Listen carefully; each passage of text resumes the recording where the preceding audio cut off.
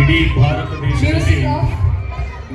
ದೇಶದಲ್ಲಿ 29 ರಾಜ್ಯಗಳನ್ನು ಕಾಣ್ತೇವೆ. 29 ರಾಜ್ಯಗಳ ಪೈಕಿ 28 ರಾಜ್ಯಗಳು ತಿರುಗಿ ನೋಡುವಂತಹ ಗತ್ತು, ಗಮ್ಮತ್ತು, ತಾಕತ್ತು, ಸಂಸ್ಕೃತಿಯನ್ನು ಹೊಂದಿರತಕ್ಕಂತ ಸರ್ವಶ್ರೇಷ್ಠವಾದಂತಹ ರಾಜ್ಯ ಅಂತ ಇದ್ರೆ ಅದು ನಮ್ಮ ಹೆಮ್ಮೆಯ ಕರ್ನಾಟಕ ರಾಜ್ಯ ಅಂತ ಹೇಳೋದಕ್ಕೆ ಹೆಮ್ಮೆ ಅನ್ನಿಸ್ತಾ ಇದೆ. ಇಂತಹ ಕರ್ನಾಟಕ ರಾಜ್ಯದಲ್ಲಿ ರಾಗಿಯ ಕಣಜ ಎಂದು ಕರೆಸಿಕೊಳ್ಳುವಂತಹ ಗಂಡುಗಲಿಯ ತಾಲೂಕು ಅಂತ ಇದ್ರೆ ಅದು ನಮ್ಮ ಹೆಮ್ಮೆಯ ಆನೇಕಲ್ ತಾಲೂಕು ಅಂತ ಹೇಳೋದಕ್ಕೆ ಹೆಮ್ಮೆ ಅನ್ನಿಸ್ತಾ ಇದೆ. ಇಂತಹ ಆನೇಕಲ್ ತಾಲೂಕಿನಲ್ಲಿ ಲಕ್ಷಾಂತರ ಮಂದಿಗೆ ಅನ್ನವನ್ನ ನೀಡಿ, ಉದ್ಯೋಗವನ್ನ ನೀಡಿ, ಬದುಕನ್ನ ಕಟ್ಟಿಕೊಟ್ಟಂತ ಗ್ರಾಮ ಅಂತ ಇದ್ರೆ ಅದು ನಮ್ಮ ಬೊಮ್ಮಸಂದ್ರ ಕೈಗಾರಿಕಾ ಪ್ರದೇಶದ ಗ್ರಾಮ ಅಂತ ಹೇಳೋದಕ್ಕೆ ಸಂತೋಷವಾಗ್ತಾ ಇದೆ. ಇಂತಹ ಗ್ರಾಮದಲ್ಲಿ ಅಂತಾರಾಷ್ಟ್ರೀಯ ಮಟ್ಟದಲ್ಲಿ ತನ್ನದೇ ಆದಂತಹ ಸಾಹಿತ್ಯದ ಸೊಬಗನ್ನ ಇಡೀ ವಿಶ್ವಕ್ಕೆ ಸಾರಿದಂತಹ ಮಹಾನ್ ಚೇತನ ಅಂತ ಇದ್ರೆ ಅದು ಸಂತ ಶ್ರೇಷ್ಠ ಕನಕದಾಸರು ಅಂತ ಹೇಳೋದಕ್ಕೆ ಹೆಮ್ಮೆ ಅನ್ನಿಸ್ತಾ ಇದೆ. ನಾವು ನೀವು ಎಲ್ಲರೂ ಕೂಡ ಬಹಳ ಜಾಗರೂಕರಾಗಬೇಕಾಗಿದೆ. ಮನುಷ್ಯ ಇವತ್ತು ನಾವು ಎಷ್ಟು ವರ್ಷ ಬದುಕ್ತೀವಿ ಅನ್ನೋದು ಮುಖ್ಯ ಅಲ್ಲ, ಬದುಕಿದ್ದಂತ ದಿನಗಳಲ್ಲಿ ಎಷ್ಟು ಒಳ್ಳೆಯ ಕೆಲಸ ಮಾಡ್ತೀವಿ ಅನ್ನೋದು ಮಾತ್ರ ನಮ್ಗೆ ಮುಖ್ಯ ಆಗುತ್ತೆ. ಅದಕ್ಕೆ ಸಾಕ್ಷಿ ಯಾರು ಅಂತಂದ್ರೆ ಪುನೀತ್ ರಾಜ್ಕುಮಾರ್ ಅಂತ ಹೇಳೋದಕ್ಕೆ ಹೆಮ್ಮೆ ಅನ್ನಿಸ್ತಾ ಇದೆ. ಎಲ್ಲರೂ ಇವತ್ತು ನಮ್ಮ ಕನ್ನಡ ಭಾಷೆಯನ್ನು ಉಳಿಸ್ತಕ್ಕಂಥ, ಕನ್ನಡ ಭಾಷೆಯನ್ನು ಬೆಳೆಸ್ತಕ್ಕಂಥ ಕೆಲಸವನ್ನು ಮಾಡಬೇಕಾಗ್ತಾ ಇದೆ. ಈ ಸುಂದರ ವೇದಿಕೆಯಲ್ಲಿ ಅತ್ಯದ್ಭುತವಾಗಿ ನಾನು ಎಲ್ಲ ಮಹನೀಯರನ್ನು ನೋಡ್ತಾ ಇದ್ದಾಗ ಬಹಳ ಹೆಮ್ಮೆ ಅನ್ನಿಸ್ತಾ ಇತ್ತು. ನಾವು ನೀವು ಎಲ್ಲರೂ ಕೂಡ ಒಂದು ಉತ್ತಮವಾದಂತ ನಾಡನ್ನ ಕಟ್ಟಲಿಕ್ಕೆ ನಮ್ಮ ಕನಕದಾಸ ಯುವಕರ ಸಂಘ ಬೊಮ್ಮಸಂದ್ರದ ಎಲ್ಲ ಪದಾಧಿಕಾರಿಗಳಿಗೆ ನೀವೆಲ್ಲರೂ ಕೂಡ ಒಂದು ಜೋರು ಚಪ್ಪಾಳೆಯನ್ನ ಕೊಡಿ. ಎಷ್ಟು ಚೆನ್ನಾಗಿ ಈ ಕಾರ್ಯಕ್ರಮವನ್ನ ಆಯೋಜನೆ ಮಾಡಿದ್ದಾರೆ.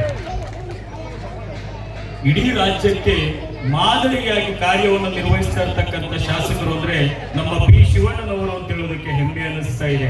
ಏಕೆ ಅಂತಂದ್ರೆ ಅವರು ರಾಜಕಾರಣಿ ಅಂತ ನೋಡೋದಕ್ಕಿಂತ ಹೆಚ್ಚಾಗಿ ಒಂದು ಮಾನವೀಯತೆಯ ಪ್ರತಿರೂಪವಾಗಿ ಪ್ರೀತಿ, ವಿಶ್ವಾಸದ ಮಡಿಲಲ್ಲಿ ಜನಗಳ ಮನಸ್ಸಲ್ಲಿ ಕೂತಿ ಒಂದು ಕೆಲಸವನ್ನ ಮಾಡ್ತಾ ಇದ್ದಾರೆ.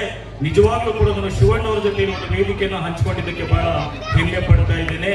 ಇನ್ನೊಂದು ಈ ಸಂದರ್ಭದಲ್ಲಿ ನಾನು ಬಹಳ ಹೆಮ್ಮೆ ಪಡ್ತಕ್ಕಂತ ಹೋರಾಟದ ಹುಲಿ ಅಂತ ಏನಾದ್ರು ಈ ರಾಜ್ಯದಲ್ಲಿ ನಾವು ನೋಡ್ತೀವಿ ಅಂದ್ರೆ ಅದು ನಮ್ಮ ರಾಮಚಂದ್ರಪ್ಪ ಅವರು ಅಂತ ಹೇಳೋದಕ್ಕೆ ಹೆಮ್ಮೆ ಅನ್ನಿಸ್ತಾ ಇದೆ.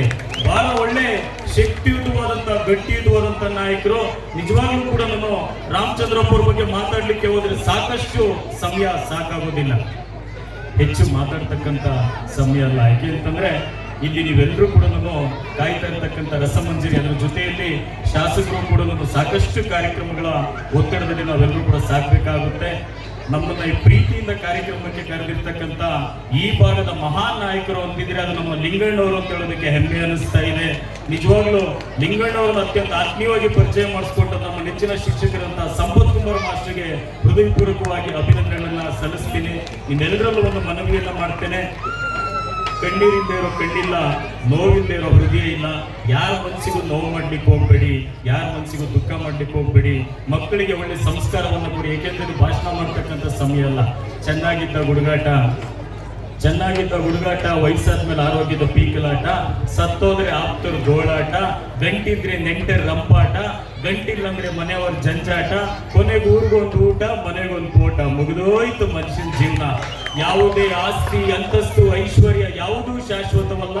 ಈ ಜಗತ್ತಿನಲ್ಲಿ ಕೋಟ್ಯಾಧಿಪತಿ ಯಾರು ಅಂದ್ರೆ ಯಾರು ಹೆತ್ತ ತಂದೆ ತಾಯಿಯ ಕಣ್ಣಲ್ಲಿ ಕಣ್ಣೀರು ಬರೆದವರಿಗೆ ಸಾಕ್ತಾರಲ್ಲ ಮಕ್ಕಳು, ಅವರು ಕೋಟ್ಯಾಧಿಪತಿ ಈ ಕಾಲದಲ್ಲಿ. ಹಾಗಾಗಿ ಪ್ರೀತಿ, ವಿಶ್ವಾಸದ ಕಡೆ ಗಮನವನ್ನು ಕೊಡಿ ಅಂತ ಹೇಳ್ತಾ, ನಿಜವಾಗ್ಲೂ ಕೂಡ ನಾವು ಕನಕದಾಸರ ಬಗ್ಗೆ ಮಾತಾಡ್ಲಿಕ್ಕೆ ಹೋದ್ರೆ ಸಾಕಷ್ಟು ಸಮಯ ತಗೊಳ್ಳುತ್ತೆ ಅಂತ ಹೇಳ್ತಾ, ಏರಲಿ ಹಾರಲಿ ಬಾನೆತ್ತರದಲ್ಲಿ ನಮ್ಮ ಕನ್ನಡದ ಬಾವುಟ, ಬಾಳಲಿ ಬೆಳಗಲಿ ಹಬ್ಬಲಿ ಹರಡಲಿ ಪ್ರಜ್ವಲಿಸಲಿ ನಮ್ಮ ಕನ್ನಡ ಭಾಷೆ ಅಂತ ಹೇಳಿ ನಿಮ್ಮೆಲ್ಲರಿಗೂ ಕೂಡ ಕನ್ನಡ ರಾಜ್ಯೋತ್ಸವದ ಶುಭಾಶಯಗಳನ್ನು ತಿಳಿಸ್ತಾ ನನ್ನ ಮಾತನ್ನು ಮುಗಿಸ್ತಾ ಇದ್ದೀನಿ.